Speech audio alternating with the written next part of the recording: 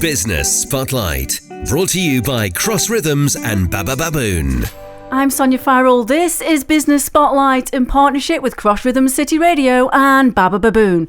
Joining me in the studio this week, we've got the lovely Susan Clarke, who's Executive Director from Stoke Creates. Hello, Susan. Hello, Sonya. I love being called the lovely Susan Clarke. That's my kind of favourite appellation, I think. Yeah. Good.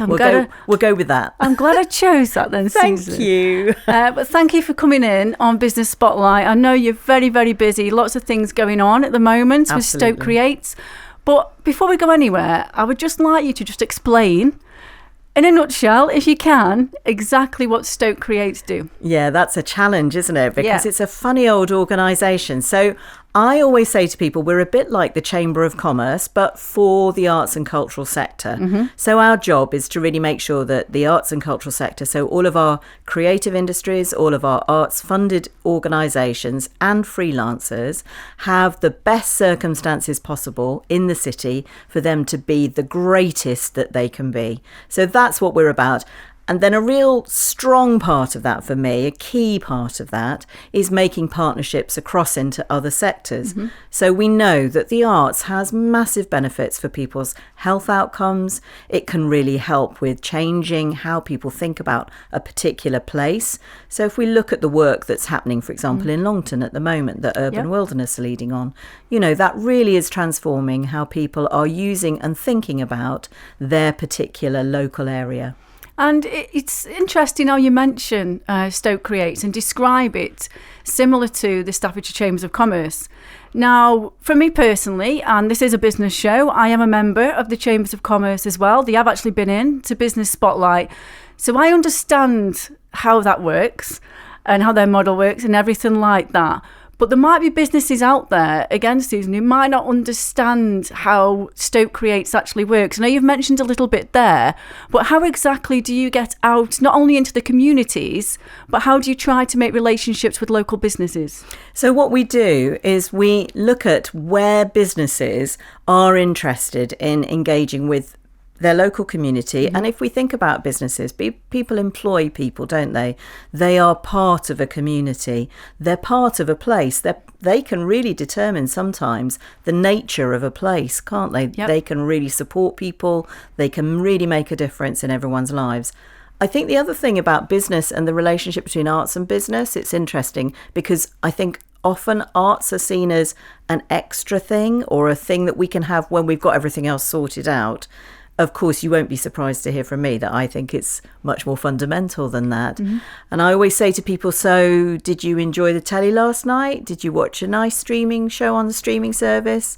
You know, those clothes you're wearing, they're lovely, aren't they? Mm-hmm. Where, you know, that cup you're holding, that really sits well in your hand. Now, all of those things will be as they are and as good as they are because arts and culture has been involved in shaping them. Mm-hmm. So creatives have helped make that TV you're watching, that cup you're holding, the clothes you're wearing. And obviously business is the sort of intermediary sort of space, isn't it, between that creative impulse and that product that people are consuming.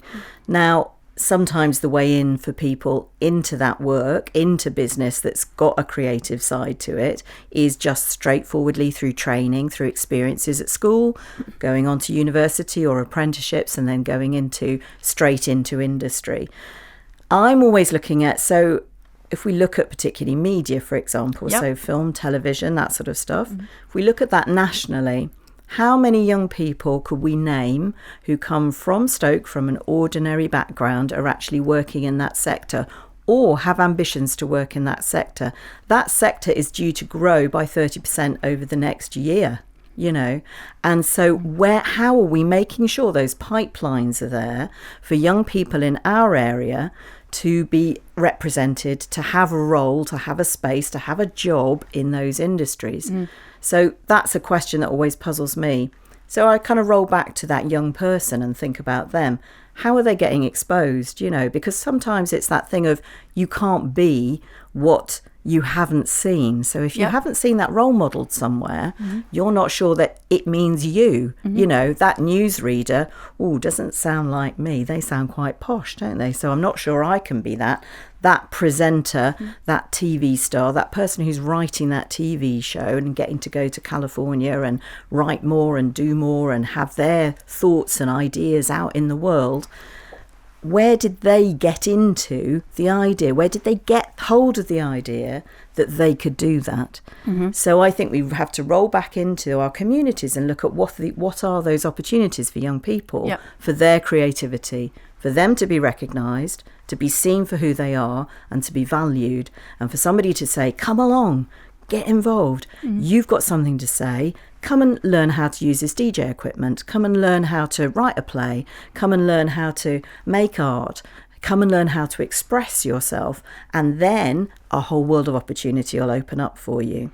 So unless we have that, unless we have all those little points of contact in our communities, our young people in Feghays and Mere and Bentley and Penkhull and, you know, Newcastle are never going to catch on to that, are they? They're not going to grab a passing kind of end of a bit of a string and go, I could follow this and it could turn into something absolutely extraordinary, you know.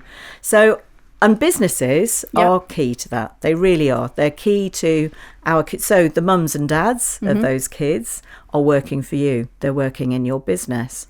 You know, they're thinking about their young people's future, aren't they? Yeah. They're also potentially people who are creative and people who want to experience something creative and want to consume, if you like, something creative on their doorstep that's suited to them.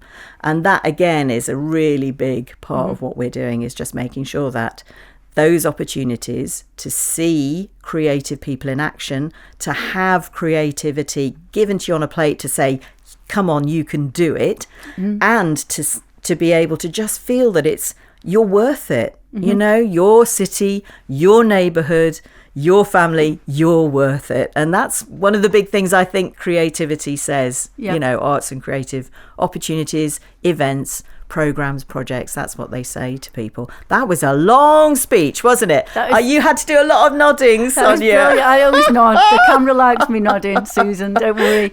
But just going back, I mean, something you triggered there, personally, I'm just going to bring into it. You know, I'm local. I grew up in Chesterton. Yeah. And in Newcastle under Lyme, and from somewhere, I don't know where, but I wanted to be in the media. Luckily for me, I did get that opportunity locally in the local press once I graduated at university. But it was a challenge. It's hard. And you do have to push yourself. I'm not, you know, denying anything like that. But I was always told no, not by so much the industry, but so much family members or even teachers. No, you don't want to do that. Why do you want to do that? You know, do you know how much competition there is involved in this? And do you think with that, and I was always they tried to push me down another route, go into teaching. No, that's not me. That wasn't me. I am creative. I'm different, you know. But do you think, is that something that is just everywhere? Or do you think, and I hate to say it, I do, but we come back to this thing with Stoke-on-Trent, where a lot of people either put us down or we put ourselves down. Do you think that's still a massive barrier in this area? I really do. I really do. And I think it's, there's so many things I could say about this, but I think the reality now is I meet a lot of kids, a lot of young people who hear still the same things from their parents, from their teachers. And I know that all of that comes from a place of love and concern. And people are saying, don't do that because you'll just be disappointed and it's not for you and those sorts of things. And it generates a real chronic lack of confidence, I think, in young people, which we really have to get over. We have to stop. Now, it's not all our fault. I think we've been told for so long, and it's so easy, isn't it? People are so good and quick to just go, oh, Stoke's a joke, or just make it the joke, you know. If you can make it on a wet Wednesday night in Stoke. Is it a Tuesday night now? I can't keep up. But, you know, you can make it anyway. I mean, it's, you know, it's still the butt of the joke, isn't it? It's still the easy punchline. Oh, you don't want to be stuck in Stoke Duck, you know, or, oh, there's nothing to do, or it's a, you know, I can't swear hole, you know, etc.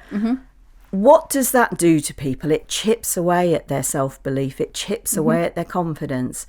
You know, that's the reason I think we still have a big skills gap in this city. A big skills gap is because people don't believe they can.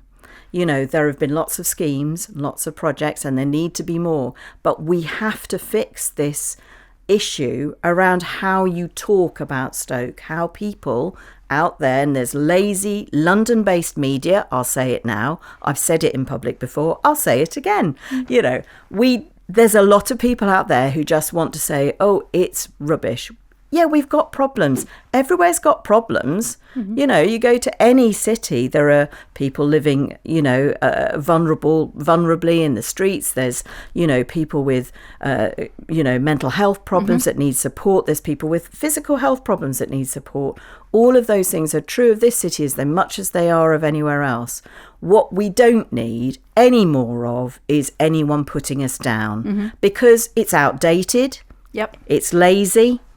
It's just prejudiced in the most awful, offensive way, you know, and it's doing, I think, real damage to people here, you know, and I'm, you know, I'll bang on about them again, but I love those young people and I just want them to feel like anything's possible. I want them to feel that they want to, go away, have adventures, but come back and be in the city and invest in the city and put their time and energy, their futures into the city. So we need to be always talking about how great this place is. Because it is. And I 100% agree. And also, you know, businesses, I've had many businesses come in here on Business Spotlight as well. And this topic has come up a few times. But how businesses, again, we're going to come back to the arts as well.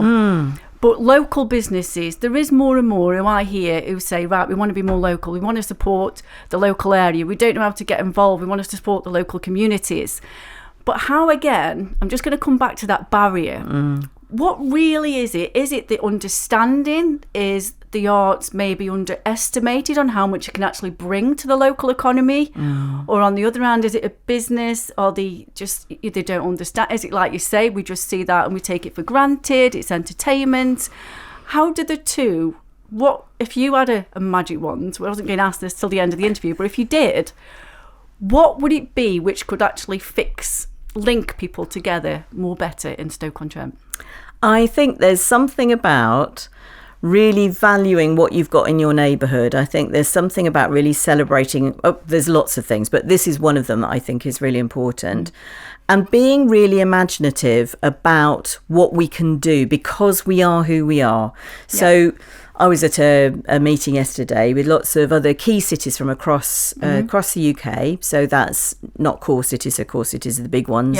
We're the kind of, if you like, next tier. But let's call us key cities because that sounds really crucial because we are. We're all the nuts and bolts. And they were talking about, wow, it's interesting, isn't it? This, you know, polycentric city. We've got 6 towns. We know, that's great.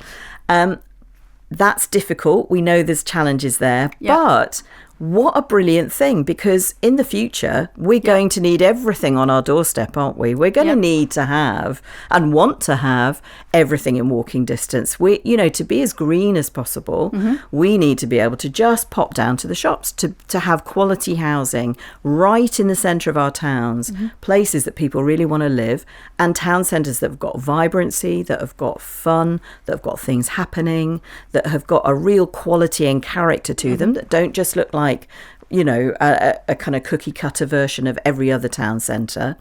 We want that. So arts and culture can really bring that.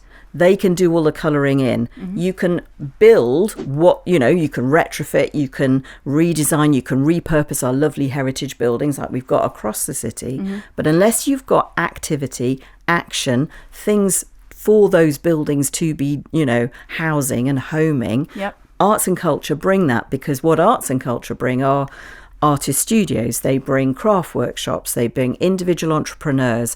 Once you've got those in a cluster, they all need feeding. We've got cafes, we've got eateries, we've got little shops, we've got people buying straight from the producer. We've got clusters of things that can then grow. So even if they're businesses that look inwards, so maybe your animation studios or your something that makes something that the product doesn't face the customer. There's probably a technical term for that, isn't there, that I clearly don't know. But, you know, once you've got those people in one place, your musician studios will be there. Your, you know, all of the other kind of wraparound services that are a part of making those digital products will be there. You will have people who want to be able to just walk to their homes because they'd like to go to a bar. So, you know, they don't want to have to get in a car or an Uber. They just like to go to their lovely flat, you know, and have a, you know, really nice environment around them that includes green spaces, that includes lovely walks by the canals where they can take their pooches and, you know, have a great life, you know. So those kind of spaces, those kind of vibrant spaces are what the arts and culture can bring to a kind of capital development, to a kind of a thought about how we can really use our beautiful buildings. So it's the activity, it's the life, it's the vibrancy that arts and culture bring. So how can businesses really kind of get involved and connect with that? I think so. There's several things that, so from Stoke Creates perspective, that we're doing at the moment. So one is about developing the offer for young people. So how can we join that up across the city? How can we make sure that pipelines of opportunity, so whether that's apprenticeships or whether that's work placements and work experience, particularly in creative industries, but with Made in Stoke, we're also working on that wider ask for businesses to say, you know, what can you offer young people as direct experience? So that's one thing that people can, and let's be frank here, we're looking for partners. We're looking for people who'll invest money. We're looking for people who'll give on a regular basis, because it's a, if you like, it's a premium that is going to be reinvested in the future of the city. So that's what we're looking for. And people can get involved in that way. But they can also come along and network with us and the arts and cultural sector and develop those partnerships and see what things the arts and cultural sector can offer directly into businesses, because it may be that there's all sorts of services and training or kind of workforce development or product development opportunities that are there that, you know, we're not tapping into enough at the moment. The arts and cultural sector is not unbusinesslike. I think that's one of the great sort of myths that business people have, is that they think, oh, it's all just a bunch of people who with, you know, they just float around and they've got no idea about anything, you know, and you kind of go, man, have you ever filled in an Arts Council application? Woohoo! You know, there's accountability to the max here, you know.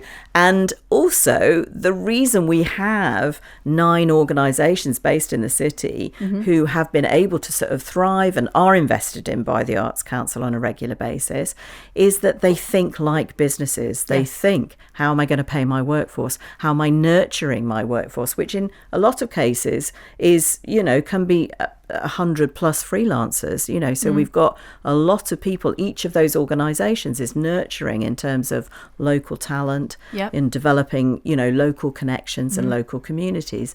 So, you know, there's a lot of work that goes into making an arts organisation that everyone who runs a business will recognise. Same thing. I mean, like, you know, I've had different charities in as well, and sometimes the conversation there, they're running just like a business, you know, an organisation. You have to think of, like you say, HR, wages, salaries, PR, promotion, all sorts of different staffing and all sorts of things. So I can understand where you're coming from, and I think it is about that education about and that communication and having those conversations with certain businesses. But before you go, Susan, I just want to ask one more thing for Stoke Creates, because I know there's a lot going on this year. It's a big year for Stoke-on-Trent. Can you just bullet point a few things which are coming up quite soon and which everybody within the city could actually get involved in?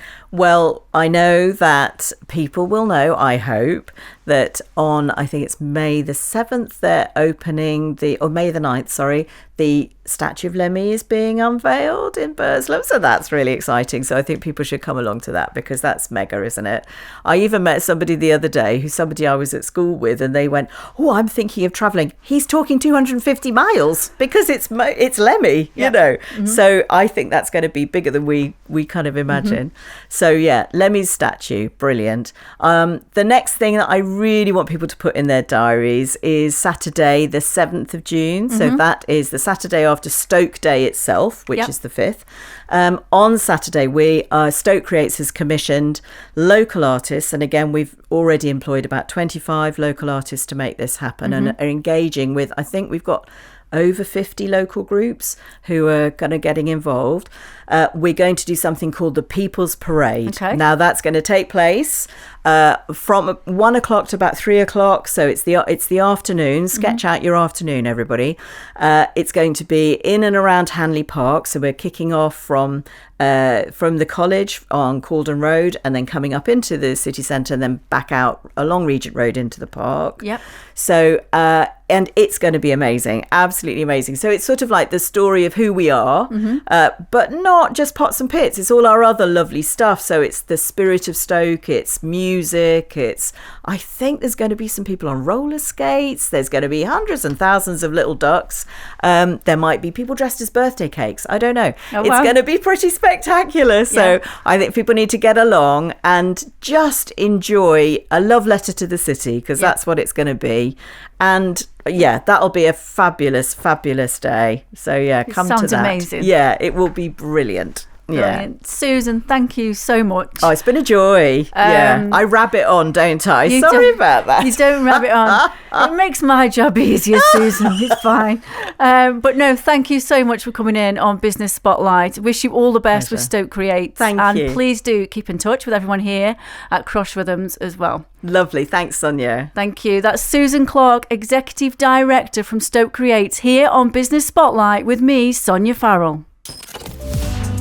Business Spotlight, shining a light on our local business community. Brought to you by Cross Rhythms and Baba Baboon.